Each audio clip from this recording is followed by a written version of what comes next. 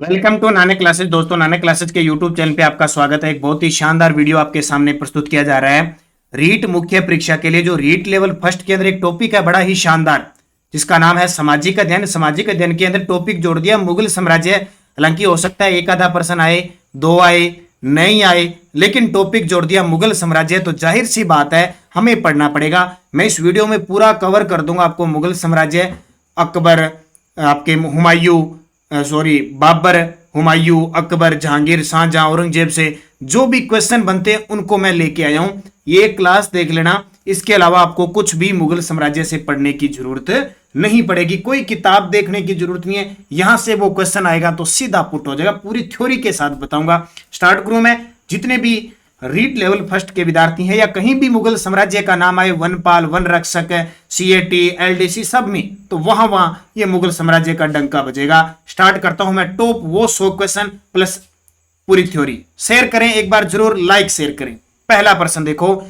पहले आपको मैं बता देता हूं, ये जो मुगल है, ये मुगल स्टार्ट कहां से हुआ? आपने सुना होगा दिल्ली सल्तनत का एक शासक आया था। बहुत बार प्रश्न आता है, दिल्ली सल्तनत का अंतिम शासक इब्राहिम लोदी। इब्राहिम लोदी को मारकर युद्ध आता है पानीपत का प्रथम युद्ध। इस पानीपत के प्रथम युद्ध में 1526 में 21 अप्रैल 1526 को होता है। इस युद्ध में बाबर इब्राहिम लोदी को मार देता है और भारत में मुगल साम्राज्य की स्थापना करता है। वहां से ये मुगल साम्राज्य पनपता है और लंबे समय तक चलता है। बड़ी ही खतरनाक रूप धारण करता है मुगल साम्राज्य, और बहुत बड़ी देन भी है, क्या धर्म की, क्या स्थापत्य कला की, क्या चित्रकला की, हमारे भारत को। तो स्टार्ट करें। सबसे पहले शासक आया था, थोड़ी सी डिटेल बताऊं, बाबर। बाबर के बाद हुमायूं, हुमायूं के बाद अकबर, अकबर के बाद जहांगीर, शाहजहां, औरंगजेब। यहां तक आपको अच्छे तरीके से याद रखना है। तो वो टॉप क्वेश्चन। पहला प्रश्न, बाबर ने भारत पर कितनी बार आक्रमण किया? एग्जामिनर का बड़ा फेवरेट क्वेश्चन है कि बाबर ने भारत पर कितनी बार आक्रमण किया? 5 बार आक्रमण किया था। कितनी बार? 5 बार आक्रमण किया था। पहली बार इसने 1519 में आक्रमण किया था और भारत में किसके खिलाफ था? यूसुफजई जाति के विरुद्ध था। और इस अभियान के दौरान बाबर ने बाजोरा और बेरा को अपने अधिकार में लिया था। 2 किले थे, बाजोरा और मेरा, या जिसको बेरा कहते हैं, उन किलों पर अधिकार किया। ये क्वेश्चन बहुत बार आता है। हालांकि पूरी डिटेल से जब हिस्ट्री होती है वहां पूछे जाते हैं, बाकी नॉर्मल नहीं पूछे जाते। ये बाबर, इसका जन्म 1483 के अंदर हुआ था। बाबर का जन्म 1483 को हुआ था। कहां पे हुआ था? याद रखना, इनके पिता यानी 1483 में हुआ था बाबर का जन्म, फरवरी 1483 में। अब एक पढ़ते हो, राणा सांगा का जन्म 1482 में हुआ था। तो आगे आगे जैसे क्वेश्चन आएगा पढ़ेंगे। पानीपत का प्रथम युद्ध कब हुआ, किसके मध्य लड़ा गया? पानीपत के इतिहास में 3 युद्ध लड़े गए हैं। प्रथम युद्ध 1526, द्वितीय पानीपत का युद्ध 1556 और तृतीय 1761। 3 युद्ध पानीपत के लड़े गए हैं। ये प्रथम युद्ध पूछ रहा है 21 अप्रैल 1526, इब्राहिम लोदी वर्सेस बाबर के बीच। बाबर इस युद्ध को जीतता है और बाबर इस युद्ध में तुलुगुमा पद्धति का प्रयोग करता है। कौन सी? तुलुगुमा पद्धति। और दिल्ली सल्तनत का ऐसा शासक जो युद्ध के मैदान में मारा जाता है, इब्राहिम लोदी। और बाबर यहां से भारत में क्या करता है? मुगल साम्राज्य की स्थापना करता है। तारीख याद रखना, जब जब इतिहास में तख्त पलट हुआ है, नया युग बना है, क्वेश्चन आता है। जैसे आप पढ़ते हो त्राइन का द्वितीय युद्ध 1192, इतने दिन भारत में, हिंदुस्तान में हिंदुओं का शासन था। मुगलिम सत्ता यानी तुर्की यानी इस्लाम सत्ता आ गई। ये पेपर में बार बार आता है। फिर परिवर्तन हुआ 1526, पानीपत का प्रथम युद्ध। यहां से दिल्ली सल्तनत से मुगल वंश आया। प्रश्न आता है बार बार। और जब ये मुगल वंश से 1761 में और 1757 प्लासी का युद्ध, 1764 ये बक्सर के युद्ध, इसमें तहस नहस किया जब मराठों को और राजाओं को अंग्रेजों ने, तो फिर इतिहास बन गया। जब जब क्वेश्चनों में तख्ता पलट हुआ है, शासन बदला है, क्वेश्चन एग्जाम में आए। तो पानीपत का प्रथम युद्ध 21 अप्रैल 1526। ये देखिए 17 मार्च 1527 को राणा सांगा और बाबर के बीच खानवा का युद्ध हुआ, जो अपने राजस्थान में बड़ा फेमस है। और ये युद्ध ऐसा युद्ध है, इस युद्ध में बाबर ने गाजी की उपाधि धारण की थी। इस युद्ध से पहले बाबर ने जिहाद का नारा दिया था। और इस युद्ध के बाद भारत में मुगल सत्ता की वास्तविक रूप से स्थापना हुई थी। जनवरी 1528 को मेदिनी राय, ये मेदिनी राय है और बाबर के बीच चंदेरी का युद्ध हुआ था। कौन सा चंदेरी का युद्ध, जिसमें बाबर जीत गया। और 1529 में अफगानों और बाबर के बीच घाघरा का युद्ध हुआ, इसमें भी बाबर जीत गया। तो बाबर 1526, 27, 28, 29 में युद्ध लड़ता है, लेकिन 1527 में बाबर की मृत्यु हो जाती है। बड़ा ही शानदार। अब देखो 100% है, बाकी लंबा बहुत बनेगा वीडियो, मैं मुख्य मुख्य बताऊंगा। लेकिन ये वीडियो देख लिया ना, रीट लेवल फर्स्ट वाले विद्यार्थी, मुगल वंश कहीं से पढ़ने की जरूरत नहीं पड़ेगी। जो एक आधा पर्सन आएगा यहां से पुट होएगा, उसको अच्छे तरीके से पढ़ लें। खानवा युद्ध के बाद बाबर को किस उपाधि मिली? तो खानवा का युद्ध 17 मार्च 1527, बाबर वर्सेस राणा सांगा। बाबर को उपाधि मिली गाजी की उपाधि धारण की थी। जैसे हिंदू राजा महाराजा धीराज की उपाधि धारण करते हैं, वैसे बाबर ने उपाधि धारण की गाजी। बाबर बड़ा ही दानी था, उसे कलंदर की उपाधि प्राप्त थी। और वास्तव में एक और ध्यान रखना, बाबर ने सबसे पहले पादशाही की स्थापना की थी, और इसके तहत बादशाह की उपाधि धारण करने वाला पहला मुगल शासक बादशाह बाबर था। दिल्ली का पुराना किला किसके द्वारा बनाया गया? दिल्ली का पुराना किला किसके द्वारा बनाया गया? शेर शाह सूरी। यह भी एक बड़ी जबरदस्त एंट्री होती है। सूरी वंश का एक अफगान शासक था, हुमायूं को इसने हराया था। 1539 चौसा का युद्ध और 1540 कनौज या बिलग्राम का युद्ध। इस युद्ध के बाद शेर शाह सूरी दिल्ली का शासक बना था 1540 से 1545। अब जिसने इतिहास पढ़ा है, मुगल वंश पढ़ा है, तो उसके दिमाग में आएगा, अगर नहीं पढ़ा तो थोड़ी सी मुश्किल जरूर होगी। चले, अकबर द्वारा अपनाई गई सुलह कुल सार्वभौमिक शांति व भाईचारा की अवधारणा निम्न में से किस पर आधारित थी? जब हम भारतीय इतिहास में, राजस्थान के इतिहास में पढ़ते हैं, तो बाबर ने सुलह कुल की नीति बनाई थी। बोले शांति से मान जाओ, भाईचारे से मान जाओ, या शादी विवाह करके मान जाते हैं, नहीं तो फिर मैं युद्ध करूंगा। तो ऐसी नीति थी। तो उदारवादी सांस्कृतिक दृष्टिकोण, धार्मिक सहनशीलता और राजनीतिक उदारता, उपयुक्त सभी। 3 मुगल बादशाह याद रखना। अकबर का काल हिंदू साहित्य का स्वर्ण काल कहते हैं, चित्रकला का स्वर्ण काल जहांगीर के काल को कहते हैं, और स्थापत्य कला का स्वर्ण काल किसको कहते हैं? शाहजहां को। पूछे, मुगल सत्ता स्थापित करने का श्रेय जाता है बाबर को, जबकि नष्ट करने का श्रेय जाता है औरंगजेब को। ये बड़े शानदार प्रश्न है, इस प्रकार के क्वेश्चन आपसे पूछे जाएंगे। अकबर के नवरत्नों में से एक बिरबल किस अभियान के समय मारे गए? अकबर के नवरत्न थे, बिरबल हो गया मुख्य रूप से, मान सिंह हो गया, टोडरमल हो गया, फैजल हो गया, फैजी हो गया, अबुल फजल हो गया, मुला दो प्याजा हो गया, बिरबल हो गया। ये बड़े खास नवरत्न थे। और क्या होता है कि यूसुफ जइयों के विरोध में आते समय बिरबल मारे गए थे। बिरबल। प्रसिद्ध संगीतज्ञ तानसेन का मकबरा कहां स्थित है? बड़ा ही शानदार प्रश्न है। अकबर के दरबार में रहता था संगीतज्ञ तानसेन, उसका मकबरा कहां पे है? ग्वालियर में। कहां पे? ग्वालियर में। अब देखो बात तानसेन क्या है, तानसेन को याद रखना। एक तो इनका मकबरा कहां है? ग्वालियर के अंदर। ये सीधा प्रश्न हो गया। तानसेन की जब बात करें, इन्हें अकबर ने कंठाभरण वाणी विलास की उपाधि दी थी। और तानसेन का जन्म 1506 के अंदर ग्वालियर में एक ब्राह्मण परिवार में हुआ था।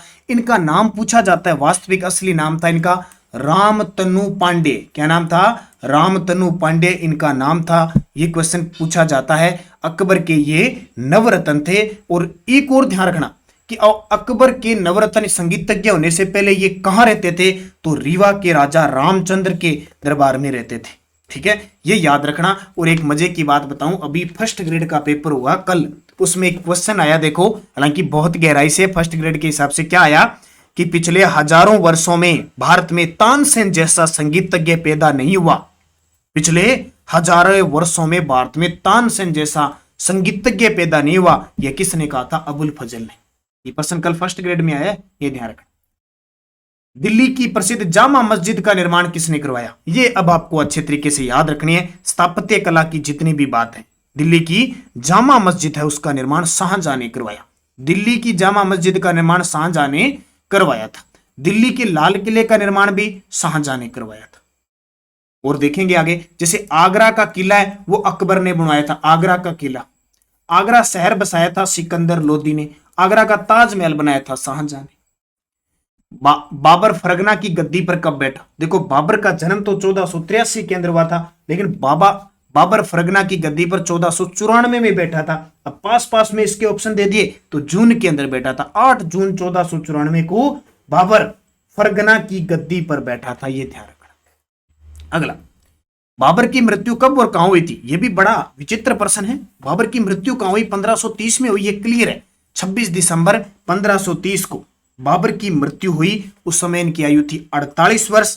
आगरा में बाबर की मृत्यु हुई। लेकिन आपको पता है कि पहले इन्हें आगरा के आराम बाग में दफनाया गया था, लेकिन इनकी इच्छा कहां थी कि उन्हें काबुल में दफनाया जाए। बाद में इनको काबुल में दफनाया गया। जब जब बाबर की बात आई, बाबर 1526 से लेकर 1530 तक राज करता है भारत में, मुगल में। और बाबर ने एक आत्मकथा लिखी थी, तुजुक ए बाबरी, जो बाबरनामा कहलाई।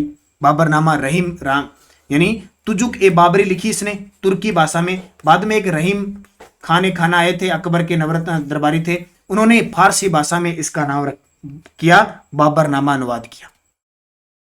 हुमायूं द्वारा दीनपना नगर की स्थापना कब की गई। हुमायूं एक ऐसा शासक था जो बाबर की मृत्यु के बाद 1530 पे गद्दी पर बैठा, 1540 तक रहा और उसके बाद में 1555 से 56 तक रहा। देखो, जब हुमायूं गद्दी पर बैठा बड़ी समस्या थी। इसके 4 भाई थे, चारों भाइयों में, क्योंकि हुमायूं बड़ा दयालु था, बहुत ही अच्छा आदमी था। बाबर कह के गया कि तो अपने भाइयों का ध्यान रखना, तो हुमायूं ने इतना अच्छा ध्यान रखा कि अपने भाइयों में बांट दिया। काबुल, जैसे काबुल और गंधार इसने मिर्जा अस्करी को दे दिया, ठीक है। संबल मिर्जा हिंदाल को, ठीक है, मिर्जा हिंदाल को अलवर दे दिया इसने, ठीक है। और इसके अलावा मेवाड़ की जागीर दे दी, अलवर और मेवाड़ की जागीर मिर्जा को। इसका एक चचेरा भाई था सुलेमान मिर्जा, उसको बदखुशागी प्रदेश दी थी। तो ये बहुत इंपॉर्टेंट है। ये इसने दीन पनाह की जो नगर की स्थापना की थी 1530 के अंदर की थी। इसमें थोड़ा ध्यान रखना, वैसे 1530 में नहीं 1533 में की थी, ऑप्शन नहीं हमारे पास, तो 1532 कर लेना।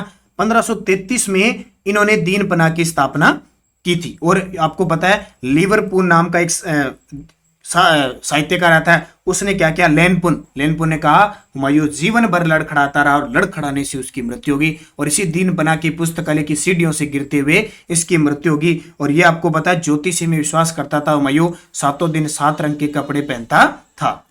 अकबर द्वारा इबादत खाने की स्थापना किस वर्ष की गई। अकबर द्वारा, अब अकबर ने बहुत सारे का निर्माण किया था, खास करके इबादत खाने। तो इबादत खाने की स्थापना अकबर कब की गई, 1575 में।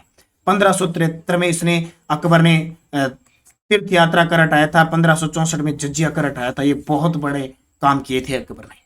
अगला, हुमायूं नामा की रचना किसने की थी। हुमायूं नामा इनकी बहन गुलबदम बेगम ने हुमायूं नामा की रचना की थी। बस ऐसे प्रश्न आपको पेपर में आएंगे। हुमायूं नामा की रचना किसने की थी, गुलबदम बेगम। पहला मुगल अधिकारी कौन था जिसे काबुल की सूबेदारी सौंपी गई थी। पहला मुगल अधिकारी कौन था जिसे काबुल की सूबेदारी, और ये हम पढ़ते हैं हिस्ट्री के अंदर, राजा मान सिंह को अकबर ने काबुल की जिम्मेदारी सौंपी थी, सूबेदारी। अकबर द्वारा जजिया कर कब समाप्त किया गया। अब ये सीधे सीधे प्रश्न है, 1563 में, क्योंकि 1564 में जजिया कर समाप्त किया गया। 1563 में इन्होंने तीर्थ यात्रा कर हटाया था, और 64 में। 1562 में इन्होंने सांबर में जो बारमल की पुत्री है उससे शादी की थी, ठीक है, ये याद रखना। 1556 में ये गद्दी पर बैठा था, कौन, अकबर। अकबर 1556 में गद्दी पर बैठता है और 1605 में इसकी मृत्यु हो जाती है। अकबर का जो मकबरा बना हुआ है सिकंदरा में बना हुआ है, कहां पे, सिकंदरा में। अकबर गद्दी पर बैठा 1556 में, इसका राज्याभिषेक हुआ था कालानौर। कालानौर कहां पे है, पंजाब के अंदर। तो ये सारी चीज याद रखना है। और अकबर का जन्म 1542 में अमरकोट हुआ था, अमरकोट में हुआ। अब इतनी चीजें बहुत सारी आपको बता रहा हूं। इलाही संवत की शुरुआत किसके द्वारा व कब की गई। इलाही संवत की शुरुआत हुई थी अकबर द्वारा 1583 में। इलाही संवत किसने चलाया, अकबर ने। कब, 1583 में। अगला प्रश्न देखो, जहांगीर गद्दी पर कब बैठा। देखो, बाबर 1526 में बैठा, हुमायूं 1530 में बैठा, अकबर 1556 में बैठा, तो जहांगीर बैठा 1605 में। क्योंकि 1605 में किसकी मृत्यु होगी, अकबर की होगी। तो 24 अक्टूबर 1605 को जहांगीर गद्दी पर बैठ गया। अगला देखो, सूरदास ने सूर सागर की रचना किस मुगल शासक के शासनकाल में की थी। नाम सुना है, सूरदास ने सूर सागर एक रचना लिखी थी, किस मुगल बादशाह के काल में की थी रचना। तो वो मुगल बादशाह था जहांगीर। किसके काल में, जहांगीर। झरोखा दर्शन और तुलादान की शुरुआत किसने की थी। झरोखा दर्शन और तुलादान की शुरुआत किसने की थी। तो देखो, किसने शुरुआत की थी, अकबर ने। लेकिन इसको बंद किसने किया था, औरंगजेब ने। झरोखा दर्शन क्या होता है, राज दरबार लगा होता है, ऊपर से जो महिलाएं देखती है ना, वो झरोखा दर्शन होता है। तुलादान जब शासक का जब जन्म दिवस वगैरह होता है या शुभ अवसर होता है तो उसके बराबर तोला जाता है और वो जो धन होता था वो गरीबों में बांटा जाता था। पानीपत की दूसरी लड़ाई कब हुई? अब पहली 1526 में, दूसरी 1556 में। 5 नवंबर 1556 को हुई थी, हेमू को हराकर और अकबर गद्दी पर बैठा था। ये बहुत इंपॉर्टेंट है। अकबर का जो संरक्षक था वो बैराम खां था। मुगलों की प्रशासनिक व्यवस्था, मनसबदारी का प्रारंभ किसके शासनकाल में हुआ? पढ़ते हैं ना मनसबदारी। ये जहांगीर मान सिंह को 7,000 का मनसब दिया, उसको 6,000 का, 5,000 का, 4,000 का। ये शुरुआत की थी अकबर ने।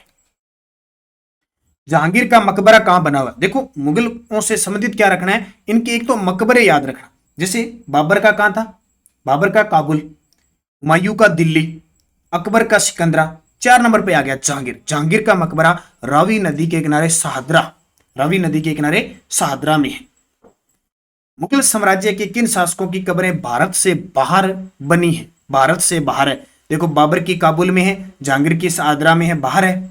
ठीक है, लाहौर कह सकते हैं, अपने लाहौर में है। और बहादुर शाह, ये पढ़ते हैं ना, 1858 के अंदर लास्ट 1857 की क्रांति के समय अंग्रेज इसे पकड़ लेते हैं, बहादुर शाह जफरदित्य। और उसके बारे में कहा जाता है कि हे बहादुर, तू इतना बदनसीब है कि तुझे भारत में 2 गज जमीन भी नसीब नहीं हुई। तो ये तीनों को याद रखना उपयुक्त सभी। बाबरनामा का फारसी में अनुवाद किसके द्वारा किया गया? तो अब्दुल रहीम खान ने खाना, क्योंकि इनकी जो रचना थी, बाबर ने तुर्की भाषा में तुजु के बाबरी लिखी थी, तो इसने फारसी भाषा में अनुवाद करवाया। मुगलों की राजकीय भाषा क्या थी? ये बहुत इंपॉर्टेंट है, ये फर्स्ट ग्रेड तक के एग्जाम में क्वेश्चन आता है कि मुगलों की राजकीय भाषा फारसी थी।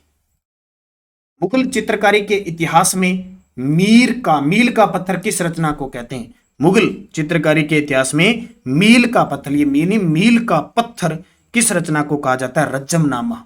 क्या है? रज्जमनामा को।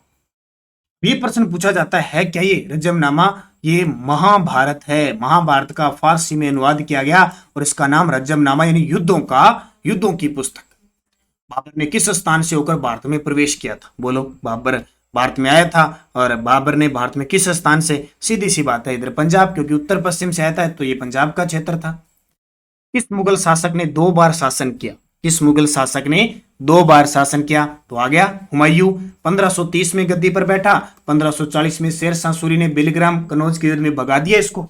भगाने के बाद ये वापस, फिर देखो 15 साल तक निर्वासन समय बिताया इसने, 15 साल तक इधर उधर टाइम वेस्ट किया, लेकिन फिर 1556 में, 55-56 में वापिस आया था। देखो हिम्मत, देखो इसकी। और बाद में वापिस मुगल सत्ता इसने स्थापित की थी। 15 साल तक इधर उधर भारत से बाहर रहने के बाद वापिस आता है और 1541 में ये क्या करता है कि एक मीर अली होता है, अकबर जामी की पुत्री होती है हमीदा बानो बेगम, उससे शादी करता है, जिससे 1542 में सम्राट अकबर का जन्म होता है।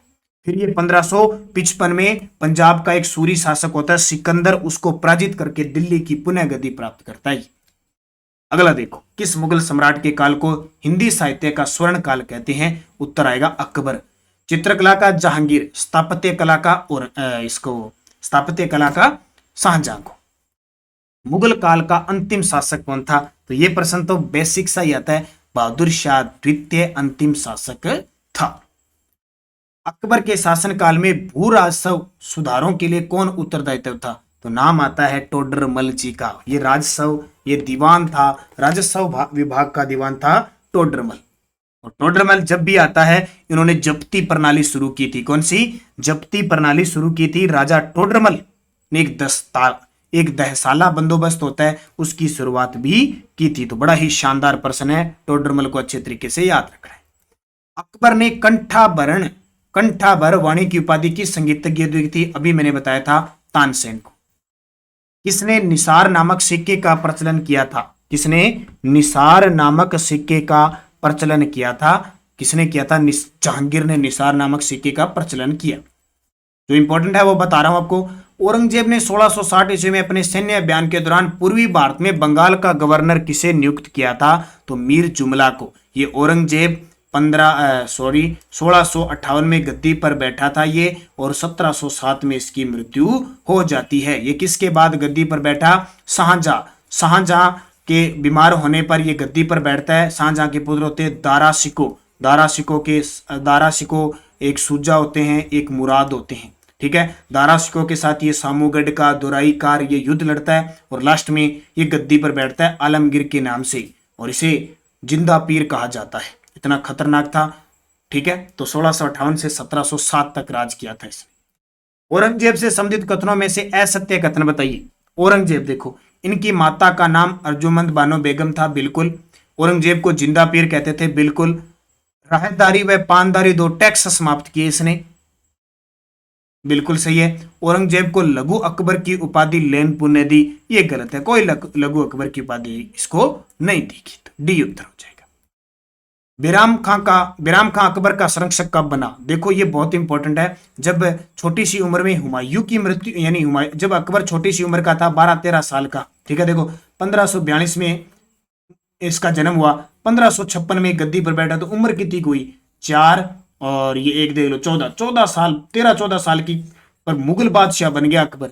तो इसके क्या किया कि बैराम खां था, उसने संरक्षण दिया था, ठीक है। इसने संरक्षण दिया था, हालांकि बैराम खां को बाद में मार दिया गया था, लेकिन फिर भी ध्यान रखना 1556 से 60 तक इसको दिया था। और इसको कहते थे खानी बाबा। आपको पता है इसका पुत्र आया था अब्दुल रहीम खाने खाना, उसको फिर खाने खाना की उपाधि दी।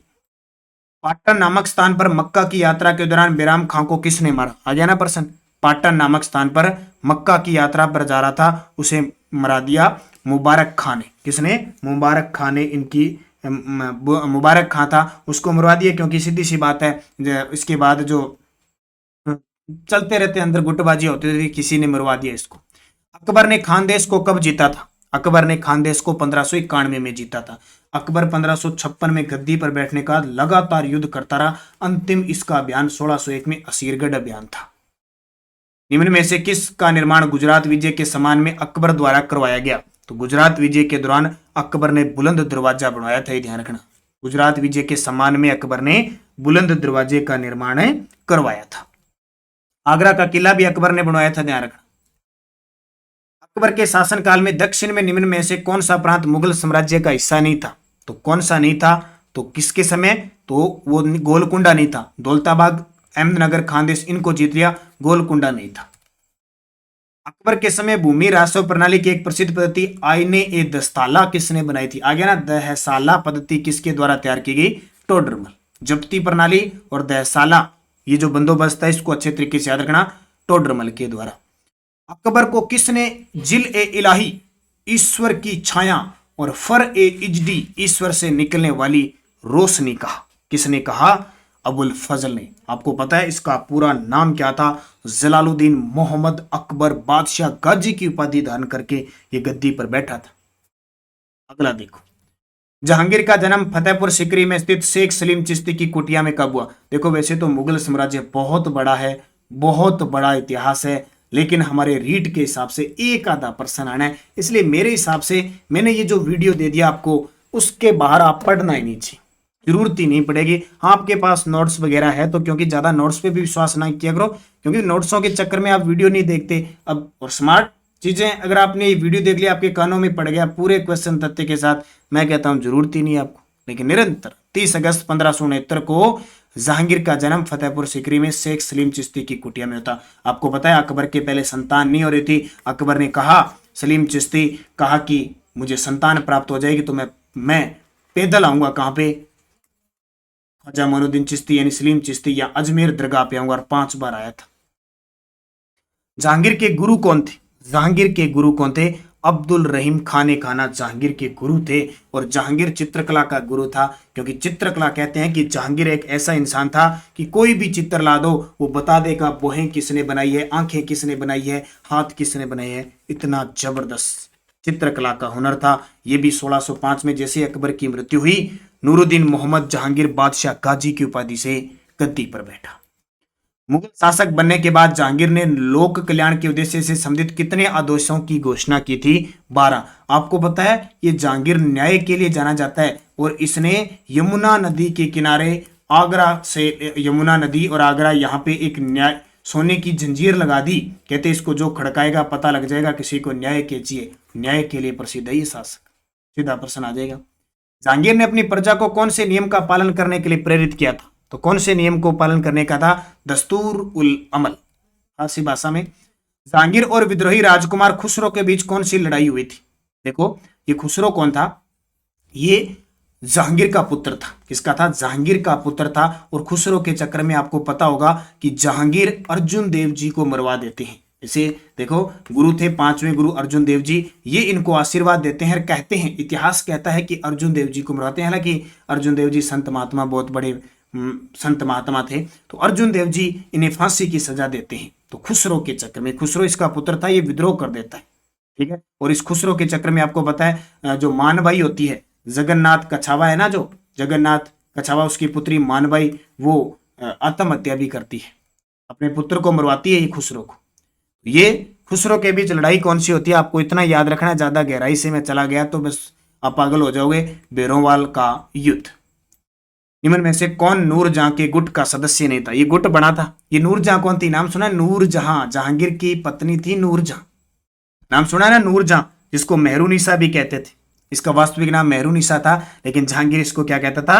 नूरजहां। ये ईरान निवासी मिर्जा ग्यास बेग की पुत्री थी। और इसका विवाह किसके साथ संपन्न हुआ? जहांगीर। ये विधवा थी, पहले विधवा थी, बाद में इसको क्या है, इसकी शादी किसके साथ है? जहांगीर ने इसको पसंद कर लिया था और उपाधि देती थी। और जहांगीर इसके पीछे इतना लट्टू हो गया तो उसने चांदी के सिक्के भी इसके सम्मान में चलाए थे, सारा कुछ इसको दे दिया नूरजहां को।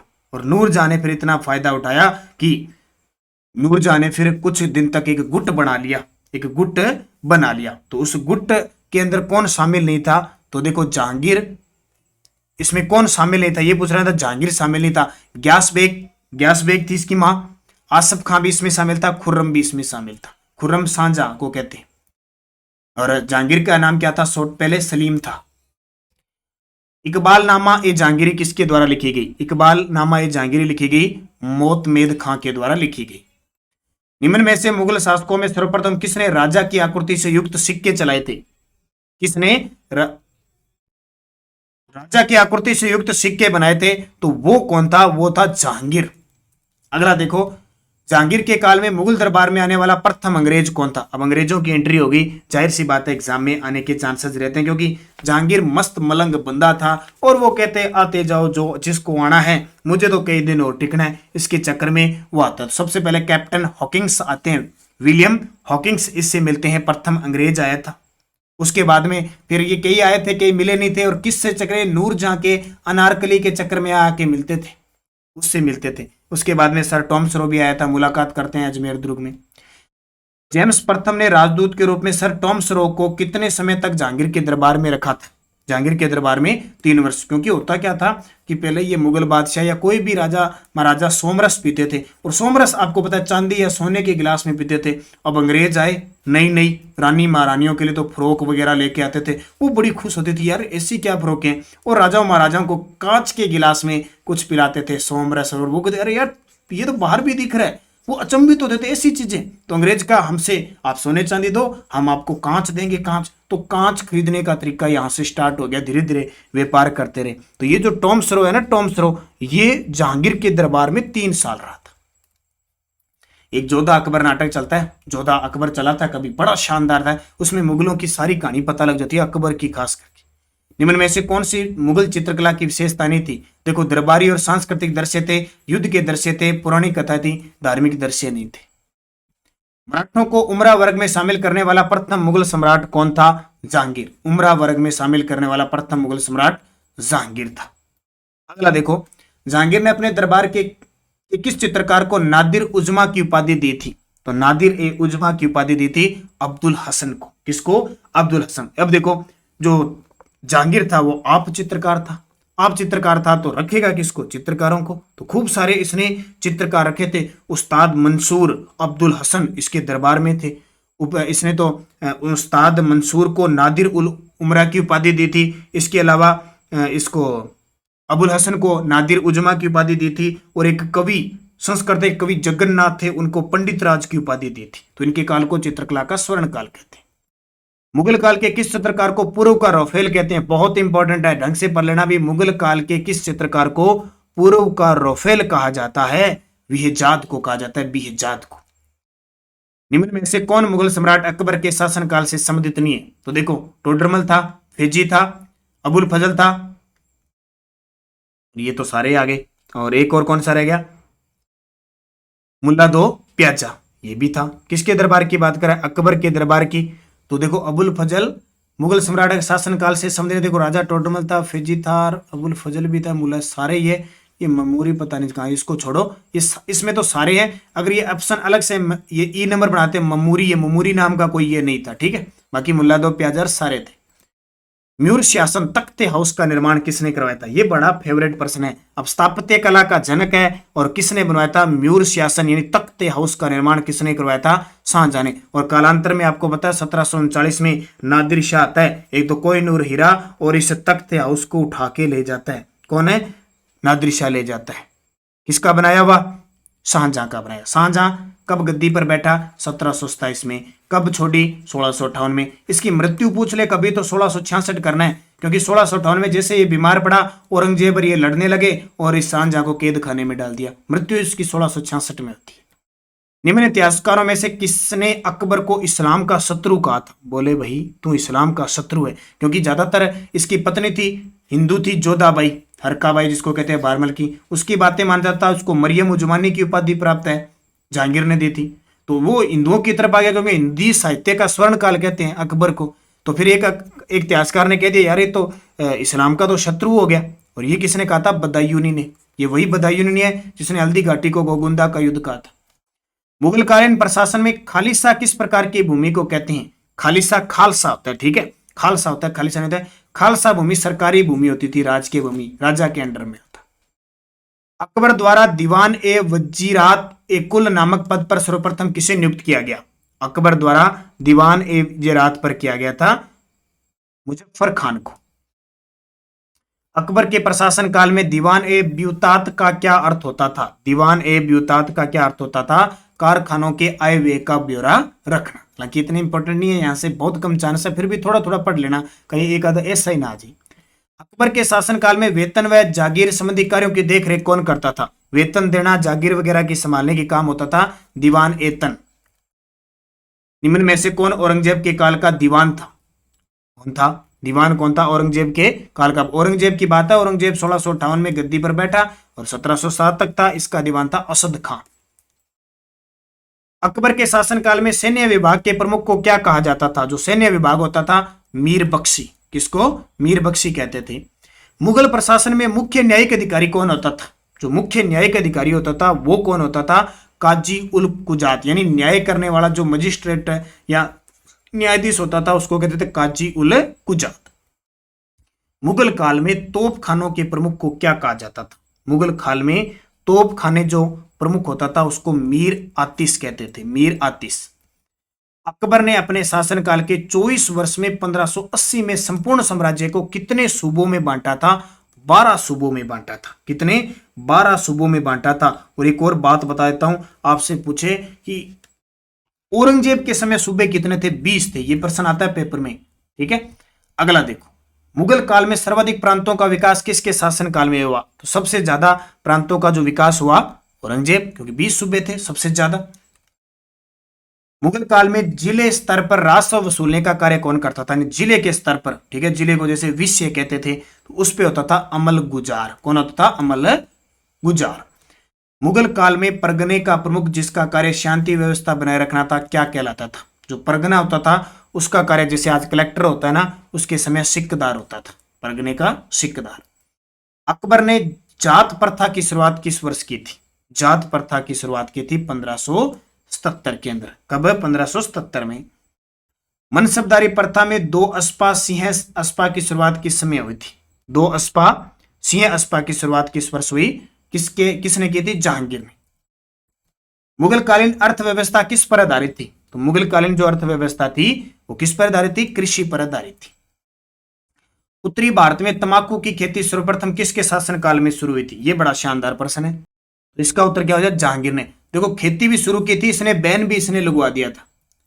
बाबर द्वारा चलाए गए बाबरी नामक सिक्के कहां चलते थे, बाबरी नामक सिक्के कहां चलते थे, तो गंधार में चलते थे बाबरी नाम के। अब देखो बाबर की बात आई ना, आपसे पूछे 4 बाग बनाने की परंपरा, 4 बाग बनाने की परंपरा किसकी शुरुआत है, तो वो अकबर के समय हुई थी। 4 बाग बनाने की शुरुआत हुई थी अकबर के समय, जबकि लेकिन रुचि पैदा करने वाला और अपनी बाबरनामा में वर्णन किया था वो बाबर ने किया था।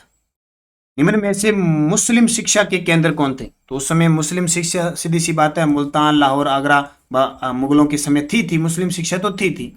औरंगजेब ने उच्च शिक्षा के लिए किसका निर्माण करवाया था? उच्च शिक्षा के लिए किसका निर्माण करवाया था? मदरसा ए रहीमिया। हुमायूं का पुस्तकालय दिल्ली में किस इमारत में था? तो हुमायूं का पुस्तकालय शेरे मंडल में था। हुमायूं ने इस दीन पनाह नामक पुस्तकालय की निर्माण करवाया था दिल्ली के अंदर। इसी दीन पनाह के पुस्तकालय से गिरकर उसकी मृत्यु थी, क्योंकि हुमायूं एनी टाइम अफीम का शौकीन था। अफीम में इतना चूर रहता था कि उसका एक बार दिल्ली के जो दीन पनाह पुस्तकालय से सीढ़ियों से नीचे उतरते हुए उसके पैर फिसल गए और उसकी मृत्यु हो गई। आपको पता होगा कि जब सीढ़ियां, घर के अंदर सीढ़ियां हैं, उसमें एक बार यहां से पैर फिसल जाए, बंदा यहां आके रुकता है। देखा है ना, कई बहुत सारे विद्यार्थियों के साथ घटना घटित होती है बहुतों के साथ, पता फिर बताते नहीं, वो अलग बात है। वो हुमायूं के साथ हुमायूं की मृत्यु होगी, कुछ दिन बीमार रहा था, मृत्यु होगी। अकबर ने जड़ी कलम की उपाधि किसे प्राप्त की थी? जड़ी कलम या जड़ी कलम की उपाधि मोहम्मद हुसैन नाजिर को दी थी। अकबर के काल में ऐतिहासिक ग्रंथ कौन कौन से थे? तो भाई अकबरनामा था, मुंतक उत तवारिख था, तारीख अलफी था, उपयुक्त सभी। अकबर के काल में ऐतिहासिक ग्रंथ तारीख ए निजामी किसके द्वारा लिखी गई? तारीख ए निजामी किसके द्वारा लिखेगी? निजामुद्दीन अहमद के द्वारा। शाहजहां का राजकवि कौन था? शाहजहां का राजकवि था कलीम। कौन था? कलीम। और शाहजहां ने किसे प्रथम सरकारी इतिहासकार बनाया? सरकारी इतिहासकार बनाया था अब्दुल हाकिम कजवीनी को। औरंगजेब द्वारा लिखे गए पत्थर किस में संकलित किए गए? औरंगजेब के द्वारा लिखे गए पत्थर रुकाते आलमगिरी के अंदर। और औरंगजेब आलमगिरी के नाम पे गद्दी पर बैठा था, ध्यान रखना। दारा शिकोह अपनी कविता किस उपनाम से लिखता है? ये बड़ा शानदार प्रश्न है। दारा शिकोह बड़ा ही योग्य था, शासक के योग्य था, बड़ा पढ़ा लिखा था, लेकिन औरंगजेब की इतनी खतरनाक नीतियां थी और औरंगजेब इतना खतरनाक था कि दारा शिकोह को इसने मरवा दिया था। तो दारा शिकोह अपनी कविताएं किस उपनाम से लिखता था? कादिरी नाम से लिखता था। मुगल काल में नसक किसे कहा जाता था? मुगल काल में नसक कहते थे भू राजस्व वसूलने की एक विधि। निम्नलिखित में से कौन सा एक मुगल कालीन तोपों का प्रकार है? मुगल कालीन तोपों का एक प्रकार है। तो नरनाल, गजनाल, सूतरनाल, ये सारी तोपें हैं। और उस्ताद अली और मुस्तफा दो बाबर के प्रसिद्ध निशानेबाज तोपची थे, ध्यान रखना। कौन कौन? उस्ताद अली और मुस्तफा। कितनी साल की उम्र में हुमायूं राजगद्दी पर बैठा था? 23 साल की उम्र में बैठा था। इतना इंपॉर्टेंट नहीं है, अकबर का जरूर याद रखना। बाबर ने काबुल पर कब कब्जा किया था? बाबर ने काबुल पर कब्जा किया था 1504 में। कब? 1504 में। उस्ताद अली और मुस्तफा बाबर के क्या थे? आ गया ना, तोपची थे, तोपची। बाबर ने किस भाषा में अपनी आत्मकथा लिखी? तुर्की भाषा में। किसने? तुर्की भाषा में बाबर ने तुजुके बाबरी लिखी। जहांगीर की मृत्यु कब हुई? तो जहांगीर की मृत्यु हुई थी 1627 में हुई थी। ठीक है, 1627 में। फिर शाहजहां गद्दी पर, और इसका लाहौर के अंदर बना हुआ है। ताजमहल का निर्माण कार्य कब शुरू किया गया? ताजमहल तो बड़ा ही शानदार प्रश्न है। 1632 में शुरू हुआ था। ताजमहल किसने बनाया? ताजमहल तो मुमताज महल की याद में ताजमहल बनवाया गया। ठीक है, यमुना नदी के किनारे आगरा में है। 1632 में इसकी शुरुआत होती है। अब देखो बड़ी बात, ये जो ताजमहल बनाने वाला मुख्य शिल्पकार कलाकार कौन था? उस्ताद अहमद लाहौरी था। उस्ताद अहमद लाहौरी था। और किसकी देखरेख में बना? उस्ताद ईसा की देखरेख में बना था। और आपको पता है इनाम इनको क्या दिया था? शाह बुलंद इकबाल के नाम से कौन प्रसिद्ध था? शाह बुलंद इकबाल के नाम से प्रसिद्ध था दारा शिकोह। बादशाह बनने से पहले औरंगजेब कहां का गवर्नर था? तो बादशाह बनने से पहले औरंगजेब दक्कन का गवर्नर था। औरंगजेब के समय कौन कौन से विद्रोह हुए? तो जाहिर सी बात है औरंगजेब के समय तो विद्रोह चलते थे। जाट विद्रोह हुआ, सिख विद्रोह हुआ, सतनामी विद्रोह हुआ, राजपूत विद्रोह हुआ, पूर्व सभी जगह जगह थे। 1679 में जब इसने जजिया कर लगाया था तो अपने मेवाड़ के शासक राज सिंह ने देने से मना कर दिया था। ठीक है, तो बहुत सारी चीजें हैं इसके। तो ये सुन्नी धर्म का था, जिंदा पीर इसे कहा जाता है। इसके समय स्वयं मिर्जा राजा जय सिंह और शिवाजी के बीच पुरंदर की संधि भी होती है। ठीक है, और गुरु तेग बहादुर जी का कत्लेआम भी दिल्ली में करवा दिया था 1675 में। तो औरंगजेब तो खतरनाक आदमी था, इसे इसलिए इसे जिंदा पीर कहा जाता है। तो इसको अच्छे तरीके से याद रखना। और इसका मकबरा कहां पे है? औरंगाबाद के अंदर है, ठीक है, औरंगाबाद में इसका मकबरा है। बीबी का मकबरा, तो बीबी का मकबरा का निर्माण किसने कराया था? बीबी का जो मकबरा है उसका निर्माण औरंगजेब ने कराया था। और बीबी के मकबरे को दक्षिण भारत का ताजमहल भी कहा जाता है। तो बीबी का मकबरा।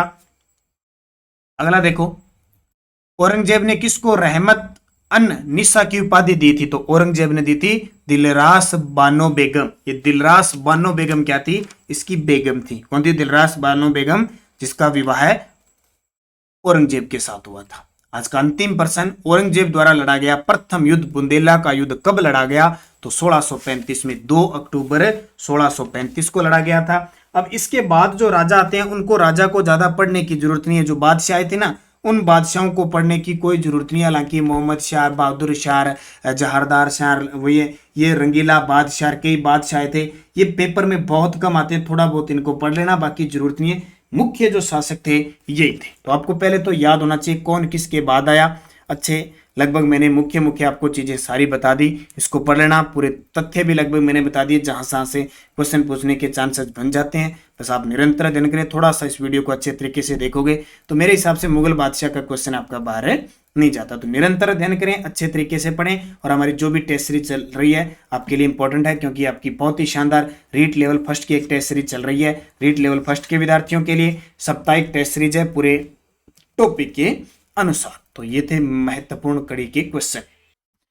ज्वाइन कीजिए हमारे नानक क्लासेज ऐप को, और उसमें चल रही राजस्थान की जितनी भी भर्तियां हैं, खास करके सेकंड ग्रेड के लिए फर्स्ट पेपर की टेस्ट सीरीज चल रही है। रीट लेवल फर्स्ट की पूरे टॉपिक के हिसाब से टेस्ट सीरीज चल रही है। हर मंडे को टेस्ट होता है। वन रक्षक वन पाल के लिए मॉडल पेपर आपको डाल दिए गए हैं।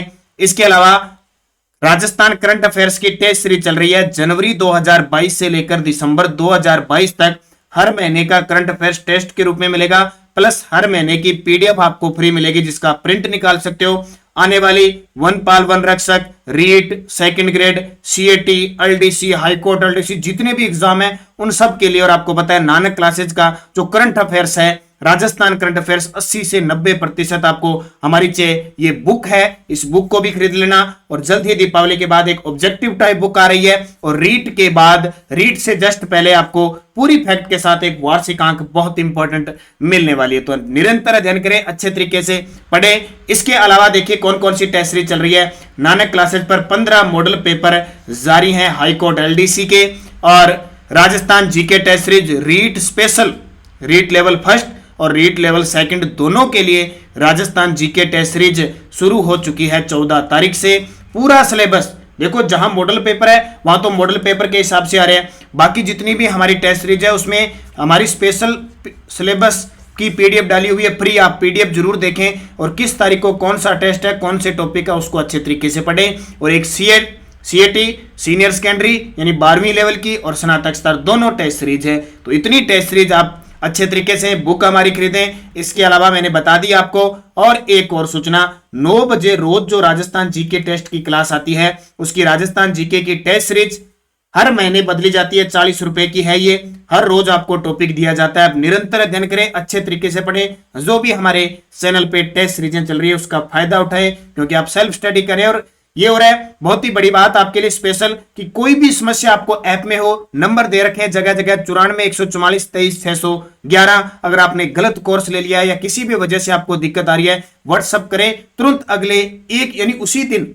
2-3 घंटों में आपका सोल्यूशन होगा। ये सबसे बड़ी बात राजस्थान के अंदर हमारी नानक क्लासेज ऐप के अंदर सबसे बड़ी बात, कोई भी दिक्कत हो, कोई उल्टा सीधा कोर्स है, कहीं भी टेस्ट नहीं चल रहा, कोई भी समस्या हो, इस नंबर पे आप व्हाट्सएप करके आपको सॉल्यूशन मिलेगा।